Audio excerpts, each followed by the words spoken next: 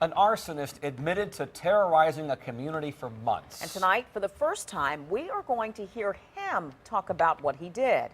Charles Smith III pleaded guilty to setting those fires on the Eastern Shore, nearly 70 over a 5-month period. 10 on your side's Liz Palka was in the Accomack County courtroom where these interviews were part of a pile of evidence. Liz? Right, Nicole. These are some of the initial interviews when Smith was arrested back in April. Police interviewed him at a table, then drove him around to each arson location.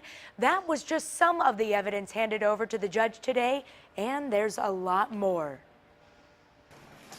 Charlie, anything you want to say to the people of Accomack County?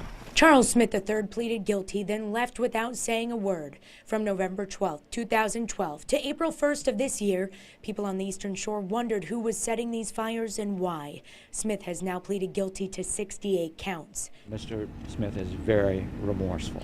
Interviews, accounts, pictures, and reasons that came out of this pile of evidence may answer some questions, at least for the people who have wondered why for so long. After spending hours and hours and hours reviewing those documents, that then changed the tenor of the plea from the not guilty plea to the guilty plea. Attorney Carl Bundick says he and his client went through hours of evidence, including these interviews Smith did with police. There's no chance that I'm saying that. They're going to give me bombs tonight. At a table with investigators and driving in a squad car, pointing out arson locations, explaining what happened. Details never heard before came out of this thick file, like the emotional connection Smith felt to his fiancée and partner, Tanya Bundick, during the first arson. He says in his account, Bundick set some of the first fires. Then he started doing it because there were multiple times they were nearly caught by police, and he wanted to protect her.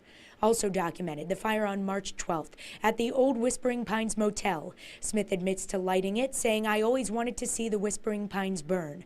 The next day, the former Mallard's restaurant in Onancock went up in flames. Smith says he torched the place because the owner didn't pay his mother for a job. Not answers, but some reason behind the arsons that took so much from Accomack County. Smith will be sentenced in December. His attorney tells me all this evidence turned over today, especially this file, will be a big part of that sentencing. We'll be there to cover it. I'm Liz Palka, 10 on your side.